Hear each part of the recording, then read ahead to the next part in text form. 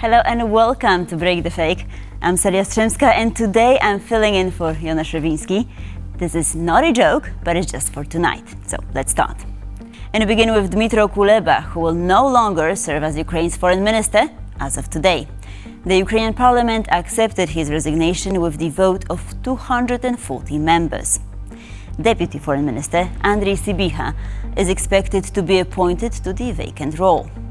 This is a major government overhaul, as several other ministers also stepped down from their positions. Speaking about the changes in the government, President Volodymyr Zelensky said that the cabinet needs new energy. At the same time, he said that he cannot predict what new roles will be assigned to the outgoing ministers. Я вже говорив про перезавантаження нашого Кабінету міністрів, багатьох міністерств. Я дуже вдячен міністрам і всій команді Кабміну, яка працювала для України, заради українців. 4,5, а хтось 5 років були міністрами. Нам сьогодні потрібна нова енергія, і пов'язані ці кроки, тільки вони пов'язані з посиленням нашої держави на різних напрямках. Міжнародна політика, дипломатія не є виключенням. Я сьогодні не можу прогнозувати, чим конкретно буде займатися той чи інший міністр. Є відповіді на це, коли будуть запропоновані їм ті чи інші посади. На сьогодні говорити про це ще рано. Дякую. So, according to the Ukrainian president, they just need some changes, quite routine.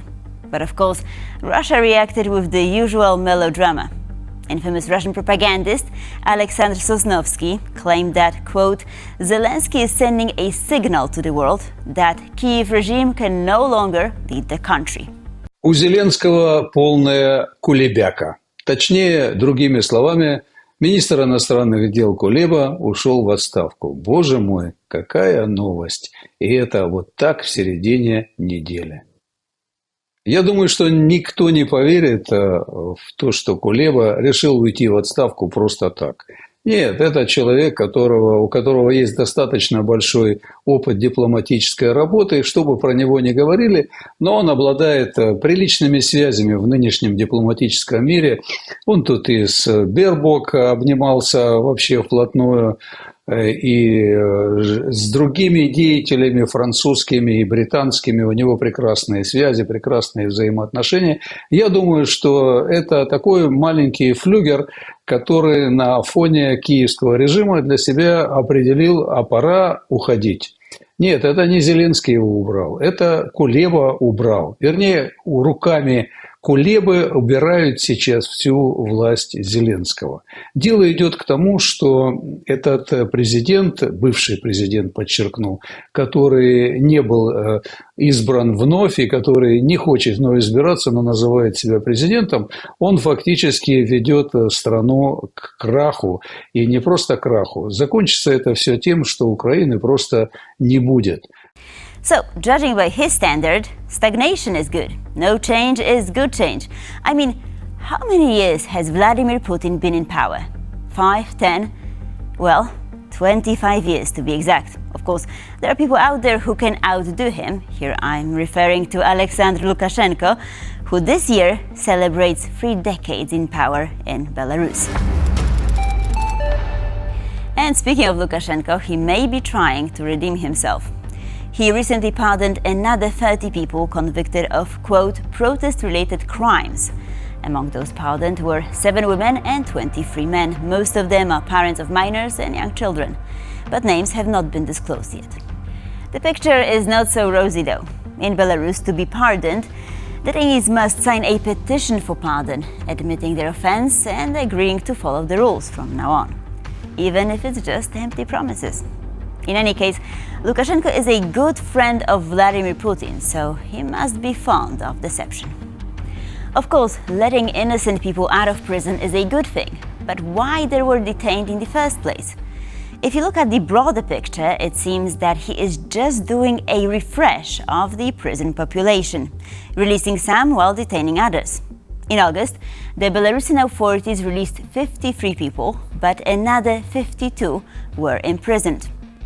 According to the Belarusian human rights center Vyasna, in July, at least 170 people were convicted of political crimes in Belarus. So perhaps someone is not as clever as they think they are. Sorry, Alexander, we're not buying it.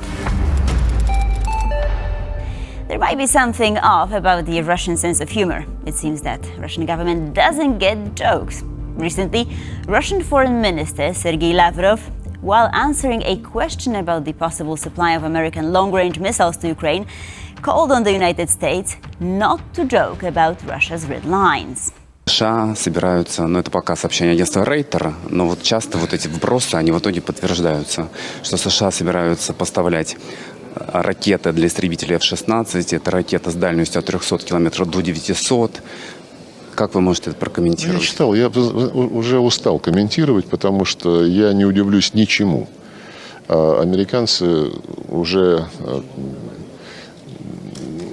перевалили за тот порог, который сами для себя обозначали.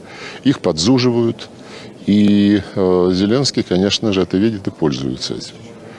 Но они должны понимать, что тут шутят про наши красные линии. Не надо шутить про наши красные линии. И они прекрасно знают, где они проходят.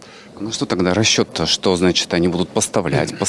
Ведь понятно, что они не могут не понимать, что Россию победить невозможно. Ну, спросите у них.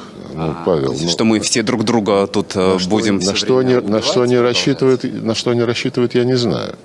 Но то, что им сейчас, вот эта вот крутость в отношении России представляется дополнительным аргументом в борьбе за голоса избирателей, вот в русле той самой логики американской исключительности, что хотим, то и делаем, нас никто не посмеет обидеть, это вот мы наблюдаем сейчас. Но влезть к ним в голову я не в состоянии, как, наверное, никто.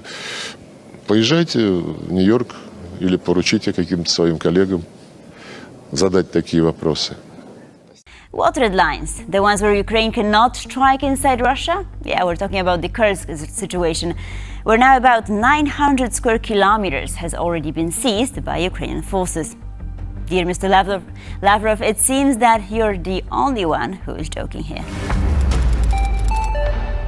The United States has now imposed sanctions on the Russian government-funded television network, Russia Today, also known as RT. The sanctions affect several of its senior employees, including RT editor-in-chief Margarita Simonian, or as you may know her from our show, the red-nosed reindeer. The penalties were introduced in response to Moscow's attempts to influence the 2024 US presidential election. According to a statement from the US Treasury Department, published on Wednesday, September 4th. The restrictions imposed on Russia Today media group also affect the 5 of its subsidiaries. In addition to RT, these include RIA Novosti, TV Novosti, Ruptli, and Sputnik. Simonian herself reacted to the news on her Telegram channel, where she wrote, wait for it, "Finally they woke up." This time, one might have to agree with Margarita though. We too are very curious why the sanctions were not introduced sooner. RT is a known front company used to disguise the involvement of the Russian government in producing content designed to influence American audiences. The US Treasury noted that these state-sponsored Russian actors use a variety of tools such as deepfakes and artificial intelligence-generated disinformation. This is done to undermine confidence in the electoral processes and institutions in the United States.